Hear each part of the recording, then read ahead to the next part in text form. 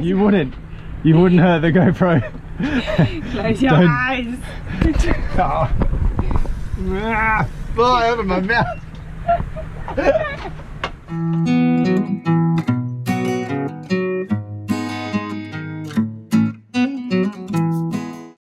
Last episode, we departed Marathon on our way through the Bahamas to Turks and Caicos. We stopped for a swim, we solved the autopilot problem, and after 9 days, we finally made landfall. Fly over my mouth. My mouth. That's your punishment for being so against sunscreen. Fine. Right. Alright, let's go. Now, tell the folks at home what we're doing. So we have arrived in Turks and Caicos, and we haven't yet checked in, but we are just going to go and explore a little island where we anchored for the night. It's got a few little dinghies that are on there which look a bit abandoned, so we're just going to go there and finally be on land for the first time in 10 days.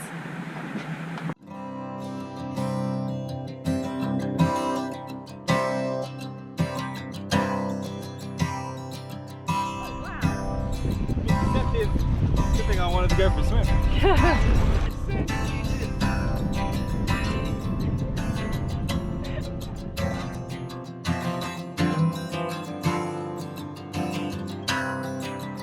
We made it! Yes!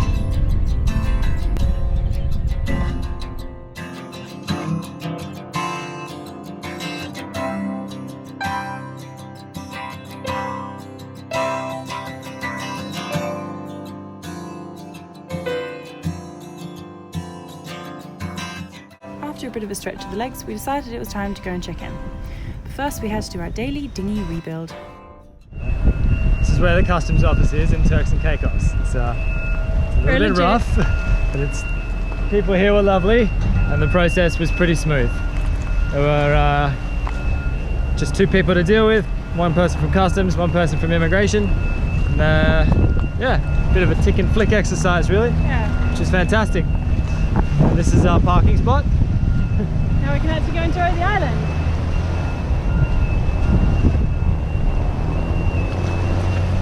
And now we're done for the day. Go and rest up and enjoy the sunny beaches. That's if the dinghy starts. So we're in Turks and Caicos, and we went to Customs and Immigration Office where we checked in for 7 days. However, on the way back from a Customs and Immigration Office, as per usual, our outboard was giving us problems. So we somehow managed to get back to our boat. It was about a 5-minute dinghy ride, and our outboard slowed down, sped up, slowed down, and actually stalled once too. But somehow we managed to make it back to our boat. Adam's taken the outboard apart, pretty much cleaned everything he can clean, rebuilt as much as he can, and we tried starting it again and it's just not starting. So our outboard is officially dead, and we need a new one. However, we can't get to shore until the only way we can get to shore is by rowing, and we can't get to shore until the wind drops off a bit. It's currently 25 knots, and if we started rowing into the wind with the waves as they are and the current as it is, we'd just be pushed downwind into some rocks. So right now we're kind of stranded on a boat. We can't really get anywhere until the wind drops off and we can row ashore.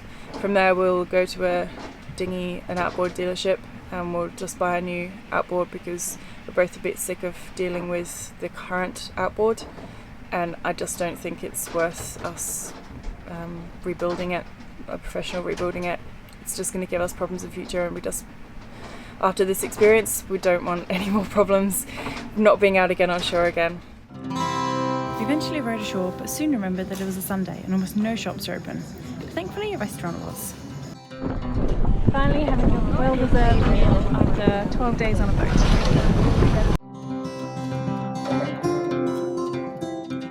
Luckily, on the way back, we got a tow from some friendly neighbours who were arriving back at their dinghy at the same time. Not wanting to turn down a free ride, we postponed our search for an outboard until first thing the next day.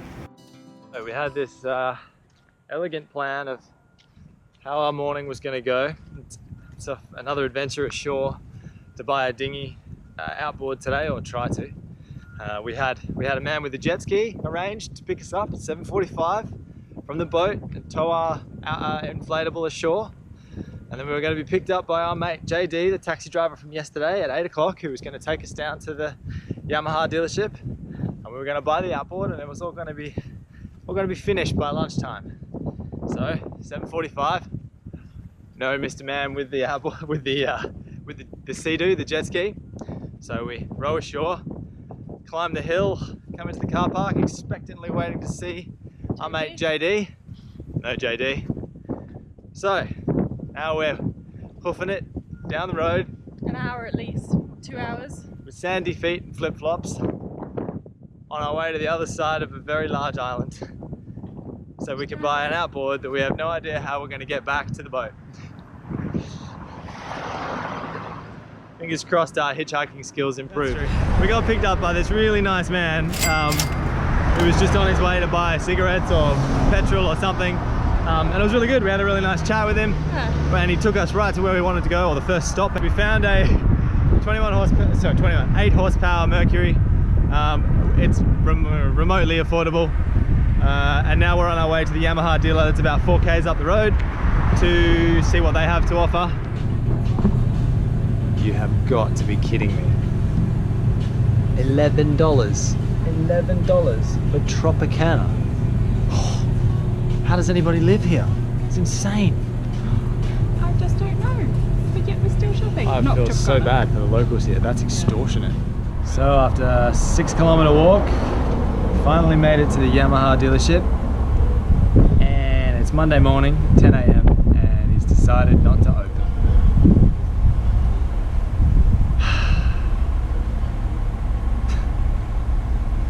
So, I don't know, it looks like we're going to be walking back to where we were, and we'll take the Mercury, 8 horsepower. Look at our new outboard engine. We obviously had to get that one because there's no other option. So yeah, we're a bit tired, and we're just going to head back to the boat now. We're just waiting for a taxi to give us a lift back to the boat, and we'll try the outboard engine for the first time.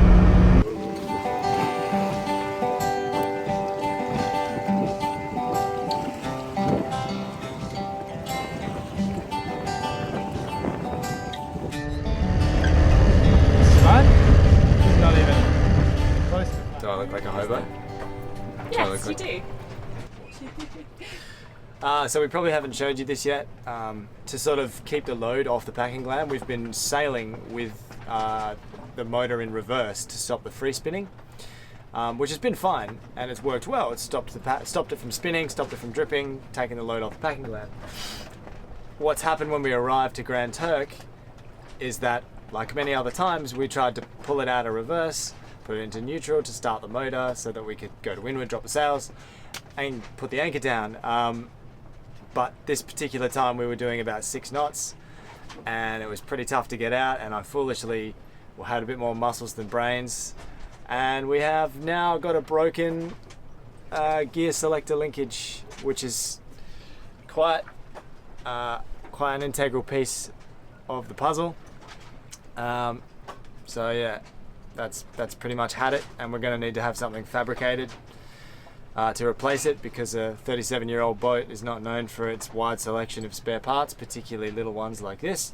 So now our gear selector is a cunningly placed, repurposed hacksaw blade handle that allows us to manually yank the lever in and out of gear, down into neutral, and further down into reverse.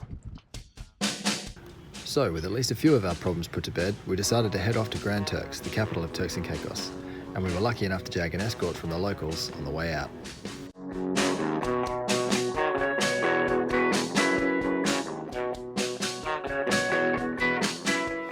Thank you for watching. If you liked that, then put a thumbs up or a subscribe down below, and hopefully we'll see you next week.